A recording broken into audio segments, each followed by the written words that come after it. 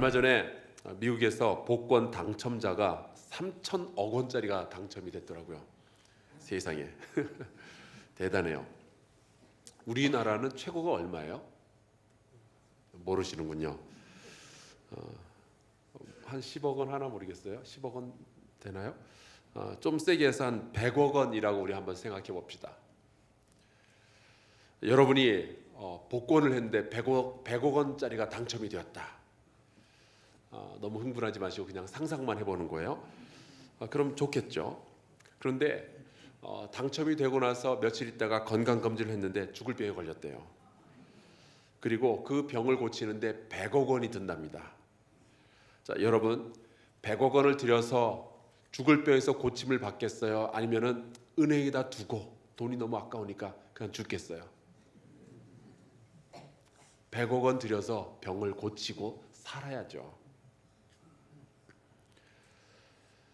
그렇다면 지금 이렇게 새벽 기도회에 나올 수 있을 정도로 건강한 여러분은 하나님으로부터 최소 100억 원 이상의 건강을 선물로 받으신 줄로 믿으시기 바랍니다.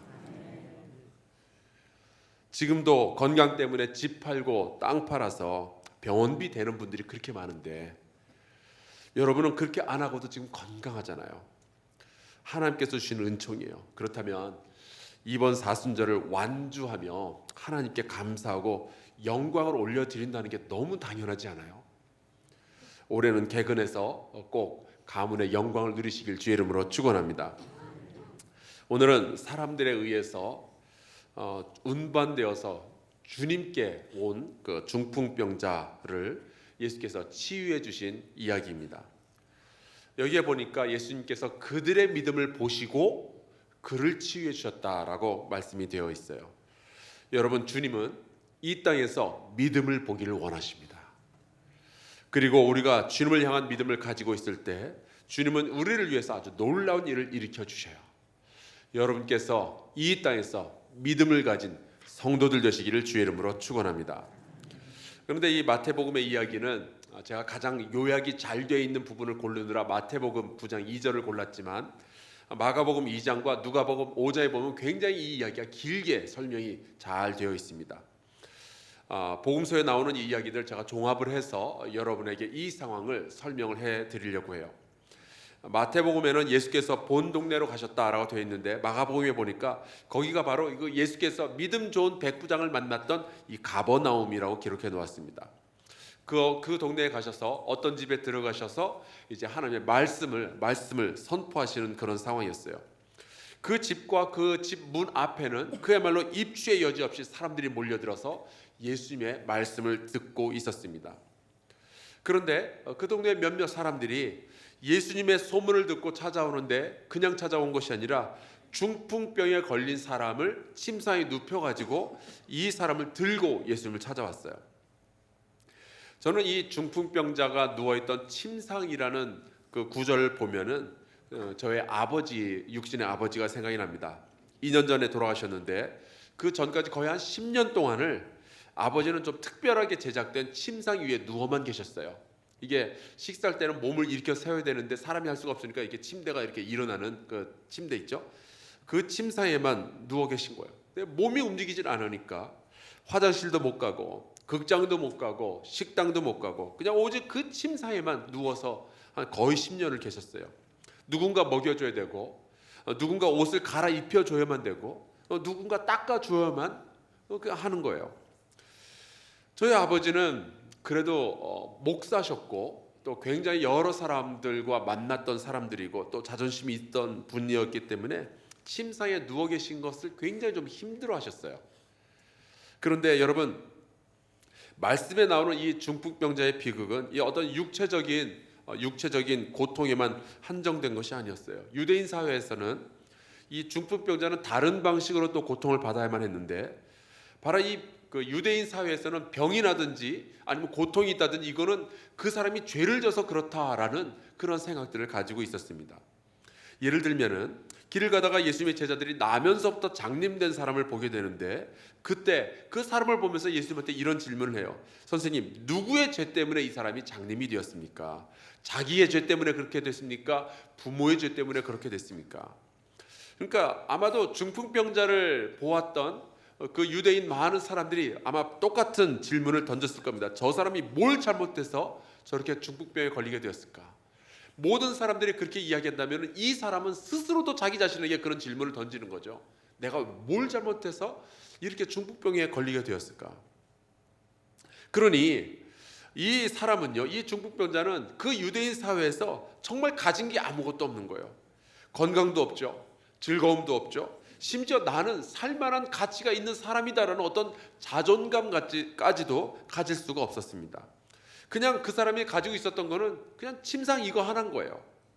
없으면 살 수가 없으니까 버릴 수도 없지만은, 누군가가 이 침상만 바라보면은 내 약점이 드러나는 것 같아서 너무 자존심 상하고 말이죠. 그런데 보니까 사람은 누구나 이런 침상을 하나씩 가지고 있더라고요. 저도 가지고 있고 아마 여러분도 가지고 있을 거예요. 드러나 있지만은 누구라도 다 볼 수 있는 나의 약점이 있지만 굳이 물어보지 않으면 말하고 싶지 않은 그런 약점들이 있잖아요. 교회 안에서도 그런 것 다 있더라고요. 어떤 분은 두려움이라는 침상을 가지고 있고, 어떤 분들은 어려운 그 어두운 과거들, 옛날에 받았던 상처들, 요즘 같은 세상에는 경제적인 어려움 같은 것이 나의 침상이 돼요. 사람들이 내가 어려운 걸 다 알지만은 자존심이 상하는 거예요. 육체의 병이나 어쩌면 뛰어나지 않은 외모 같은 것, 그런 것들도 다 우리를 힘들게 하고 자존감을 깎아내리는 그런 침상이 될 수도 있어요. 그런데 오늘 말씀해 보니까 이 중풍병자는요, 그렇게 참담한 상황만은 아니었습니다. 그의 주변에는 좋은 사람들이 있었어요. 그들이 어떤 사람들인가? 믿음 좋은 사람들이 있었습니다. 여러분 주변에도 믿음 좋은 사람들이 있게 되기를 주의 이름으로 축복합니다. 좋은 사람들이 주변에 있어야 돼요. 이 사람들이 이 중풍병자를 예수님에게 데려갑니다. 예수님께서 고쳐주실 것을 기대했던 거죠. 그런데 마태복음에는 이 중풍병자를 데리고 온 사람들이 예수님 만나는데 별 어려움이 없었던 것처럼 써놓았지만, 사실 이 마가복음과 누가복음에 보면은 이들이 예수님을 만나는 데는 장애물을 하나 건너가야만 했어요. 누구냐 하면은 그 집에 잔뜩 모여있는 사람들, 이들 때문에 예수님에게 가까이 가지 못했습니다. 제가 이 말씀을 보면서 이런 생각을 해봤어요. 예수님을 만나기 어려워하는 사람들이 있겠구나. 주변에 저 많아요. 예수님을 분명히 찾아오는 사람은 누구나 만나 주실 줄로 믿습니다. 세리, 나병 환자, 이방인, 여성, 아이, 율법학자, 바리새인, 예수님 다 만나 주셨어요. 근데 예수님께 나아가는 것 자체를 굉장히 힘들어하는 분들이 있더라고요. 어떤 분은 옛날에 교회 다닌다는 사람한테서 받았던 상처가 남아가지고 나는 교회 안 다닌다고, 그런 사람들이 있죠. 어떤 사람은 무신론이라는 그 벽에 부딪혀가지고 예수께 나아가지 못하고, 어떤 사람은 세상이 더 좋으니까 예수님께 나아가지 못하고, 예수님께 가까이 나아가는데 장애물을 경험하는 사람들이 굉장히 많이 있어요. 아마 여러분의 가정에도 그런 사람 한둘 정도 있을지 모르겠습니다. 또 어떤 분들은 교회 다니고 있는데 예수님을 인격적으로 만나기 어려워하는 분들이 있어요. 교회에 5년, 10년, 20년을 다니면서도 인격적인 예수님과의 만남의 경험이 없으니까 자꾸 메말라가는, 그래서 안타까워하는 심령을 가진 분들이 있죠. 중풍병자를 데려온 이 사람들은요, 예수님 주변에 있는 사람들이 그 장애물이었어요. 그렇다면 여기서 포기할 건가? 아니요. 이 사람들은 그 장애물을 뛰어넘고서라도 예수를 만나야 되겠다는 믿음을 가지고 있었습니다. 그때 이 사람들은요, 굉장히 창조적으로 생각을 했어요. 수평으로 데리고 갈 수 없다면 수직으로 데리고 가자. 그 사람들은요, 집에 그 지붕으로 올라가서 구멍을 뚫고 그 환자를 끈으로 묶어가지고 달아내렸어요. 저는 이 말씀을 읽으면서 이런 걸 깨닫게 됩니다. 믿는 사람들이 정말 창조적으로 움직인다. 여러분, 믿음이 없는 사람은요, 새로운 생각이 두려워요. 그래서 믿음 없는 교인들이 모인 교회는 맨날 해봤던 것만 하려고 그래요. 여러분, 믿음을 가진 사람은 새로운 것을 창조하고 도전합니다. 왜냐? 주님께서 도우실 것을 아니까. 주님께서 이 사람을 만나 주실 것을 아니까 이들은 굉장히 창조적으로 전도를 했던 거예요.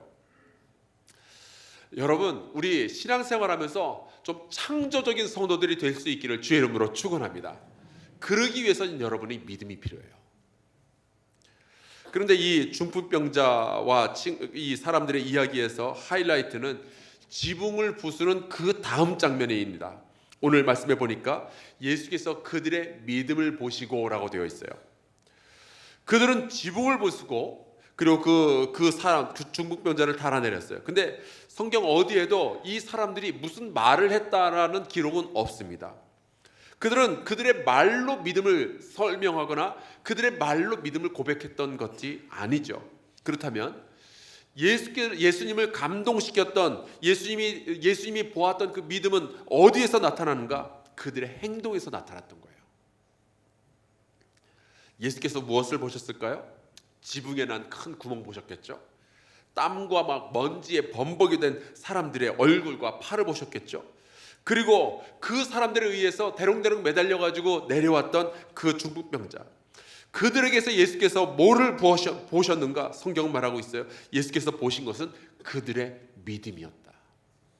그들의 창조적인 노동에서 이 예수님은 믿음을 보셨던 거예요.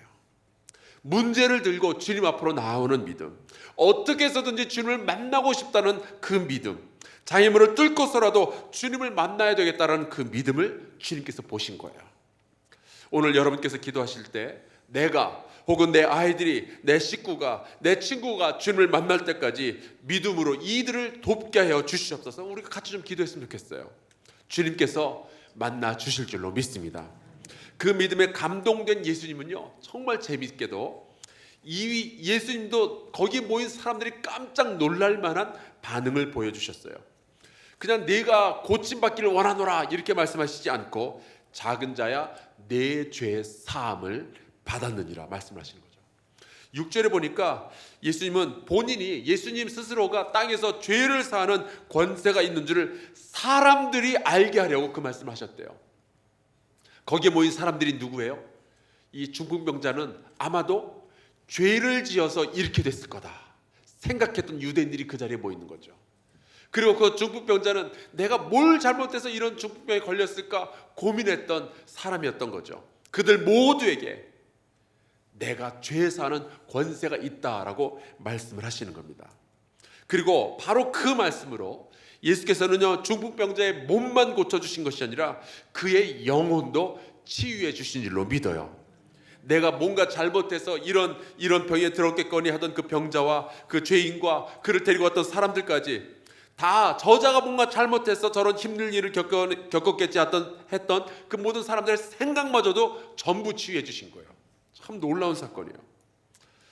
저는 이 사람들의 믿음을 보면서 우리 교회 공동체가 좀 이랬으면 좋겠다라는 생각을 합니다. 그들의 믿음을 통해서 중풍병자가 치유받았어요. 여러분의 믿음을 통해서 우리 주변에 있는 어려운 사람들이 치유되는 놀라운 영광의 역사가 있기를 주의 이름으로 축원합니다. 우리 교회 공동체 안에서 이런 일들이 자꾸만 일어났으면 좋겠어요. 혹시 어려움이 있어서 주님께 나아가지 못하는 사람들 끌고 주님께로 나아갈 수 있는 믿음의 공동체가 될 수 있기를 바랍니다. 우리 함께 주기도문 하겠습니다.